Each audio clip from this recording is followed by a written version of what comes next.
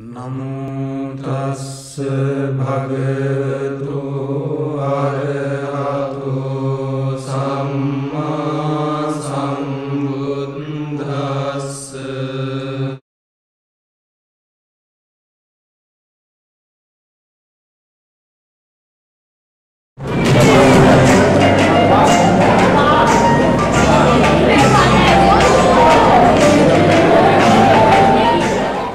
Distinguished guests,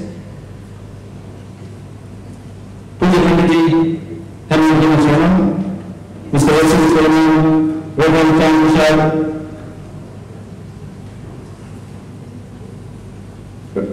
Vasikar Vajarathan, Sriman Dean Prasad, Sriman Vijay Prasad, all members and people from various organizations, our citizens, community, and members of the Sakyamuni.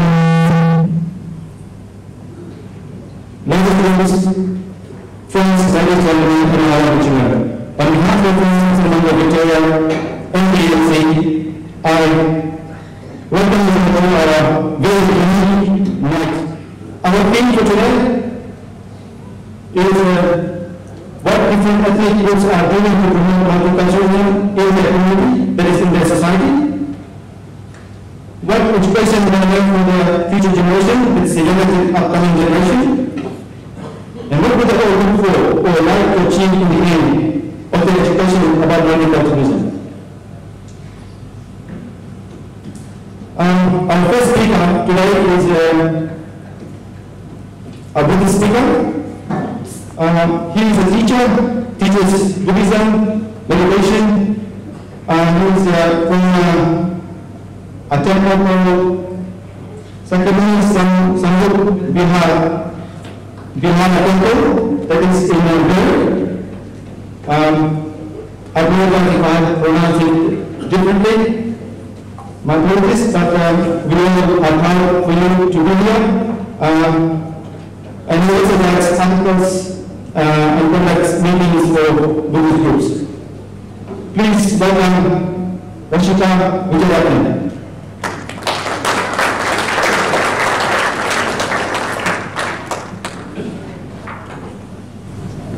Good evening, ladies and gentlemen. I'm obviously here from Sambuddha Vihara, the temple in Vihara. And the temple is involved in Buddhism. That's our main activity, promoting Buddhism. So what I thought of is starting off the speech covering a bit about Buddhism and also about the founder of Buddhism, the Lord Buddha. So you can have a kind of appreciation and understanding of where we're coming from. Buddhism is actually a religion that started in India 2,600 years ago, and the head of it was founded by the Lord Buddha. And actually, before he became enlightened and he found these truths which are today defined as Buddhism, he was actually a prince, and he had pretty much everything that we seek out and we search for in our lives, such as wealth. He had many palaces. He had pretty much everything: beautiful wife, loving son, everything. But he gave all that up. And you would think, why would someone who had everything give all that up? Whereas we are seeking all those things. So why would someone give that up? And the answer to that question is, he found that those things that we seek out, there's a danger in those things. And he found the drawbacks in those things. So that's why he gave those things up. And he led a very sheltered life as a prince. The parents were very protective of him, as parents you too would understand it. And there's a certain event that happened, or certain events that happened to him in his life that was a turning point for him, that made him give up all those pleasures. And that turning point was remembering that he led a very sheltered life and he was not exposed to negative things in the world. The turning point was one day when he was outside the palace, seeing an elderly man who was bent over, crooked, walking by, and he saw that, and he had never seen this thing before, this elderly person. And then he was really shocked by that, because his parents had stopped him from seeing such things. And then he went back to the palace. He was very disturbed, and he was thinking about it. And the next day, again he went out, and he saw a person by the side of the road, and he was sick, a sick person. Again, he was very disturbed. He had never seen a sick person before. And then he was mourning and had this terrible sickness. And I was thinking, how could this happen to someone? You know, I thought, I didn't realize that such a thing could happen. And then again he went back, and he was very disturbed by this. And then on the third day, he actually saw a family carrying a corpse to the cemetery to be burnt. And when he saw that, he was very, very disturbed. He asked his charioteer, what's wrong with this person? Why is he not moving? Why is he inactive like that? And then the charioteer explained, that happens to everyone. You know, death comes to all of us. And he was very disturbed by all these three sights, and he went back back to the palace, and he thought about it. And then he realized that despite all the luxuries and all the things that he had, that one day he had to face these things, that is old age, sickness, and death. And that there was no escape for him or the people that he loved. You know, that there's nothing, no way out of it. It's inevitable. And that really shocked him. And he thought about it. And then the fourth day he went out again. On the fourth day he saw an ascetic, a religious person who had shaved his head and was walking about very peacefully. He had robes on. As you know, in India these days, I think even these days you have ascetics who have renounced everything and who seek out the truth. And he saw one of these ascetics, and he asked the charioteer, Chandra, who is this person? He's so peaceful. Please tell me more about him. And then Chandra explained to him that he's an ascetic who had given up everything and he was seeking for the answers to life. And he was, he forgot about, and then he realized, okay, this is what has to be done. Rather than clinging to all these things that I had, these luxuries, this is what I have to do. I have to find the answer to life. In particular, how do I escape these things, this sickness, this old age, this sickness and death? How do I escape them? And how do I help others to escape them? And that was a turning point. And he pretty much renounced his life as a prince, and then he went in search of the truth as an ascetic. And at the age of 29, and then he spent 6 years trying various things, tormenting his body, going to various extremes, and then at the age of 35, he realized that going to extremes of torturing the body and the extreme of giving pleasure to the body, that doesn't really give you any insight, any knowledge about life and all the facts of life. So he found a little way of avoiding those two extremes, and he attained enlightenment at the age of 35. So enlightenment means full knowledge of everything. So as a human being, he gained full knowledge of everything.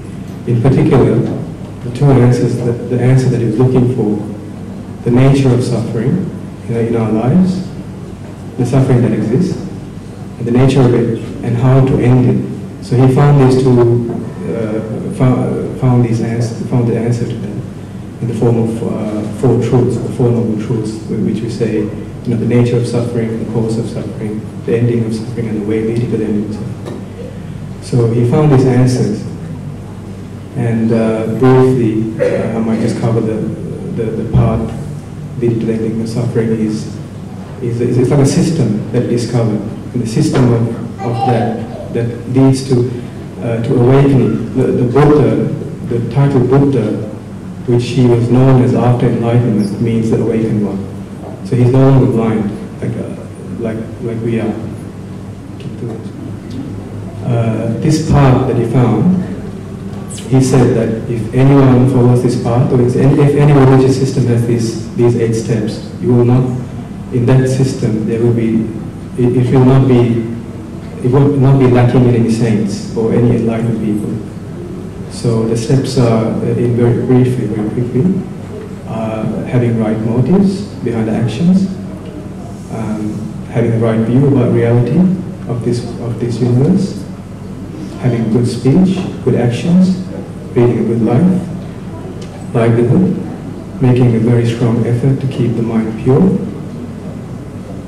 to always be aware of one's speech, actions, and also one's thoughts, and also to deal with the meditations, very important for enlightenment, for instance.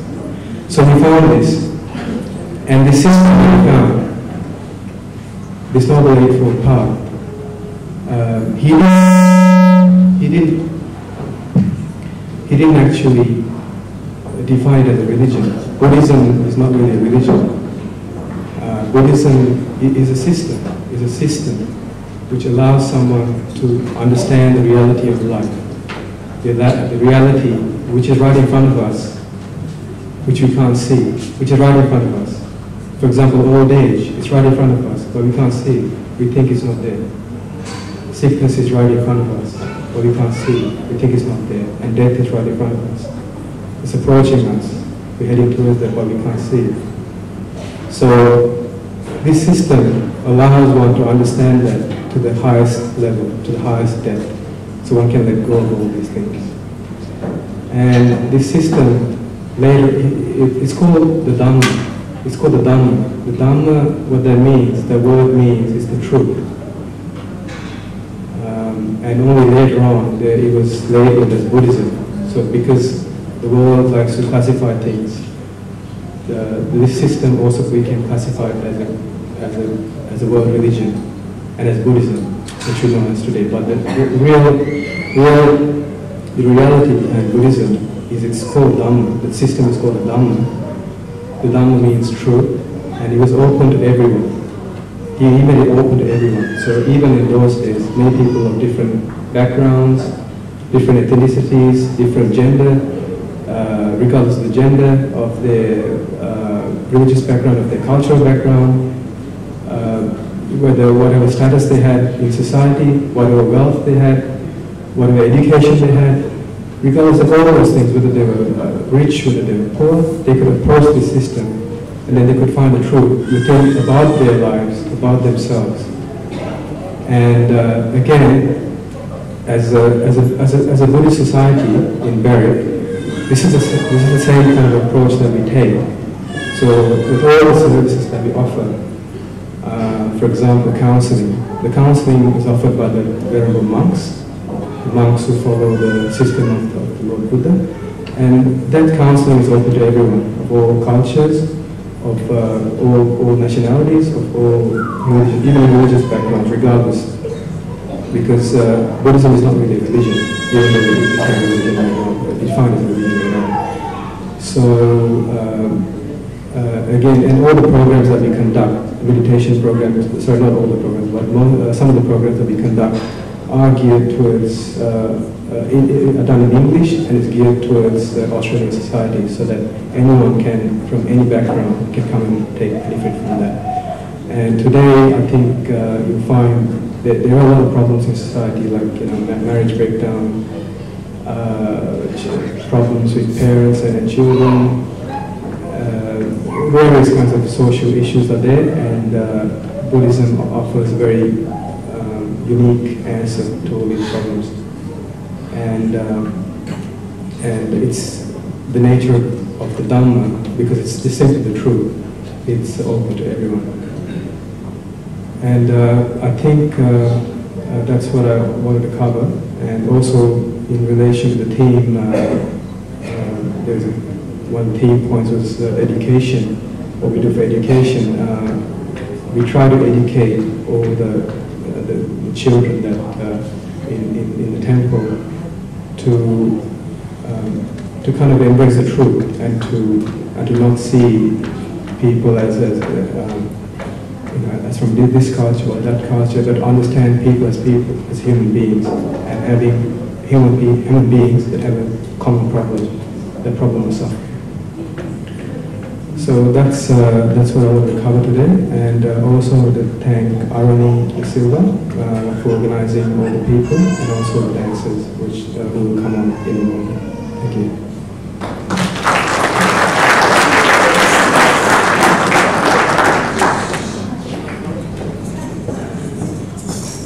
Thank you, Worship. Please welcome Vihara and Amanda Jeffy, who are performing Sri Lankan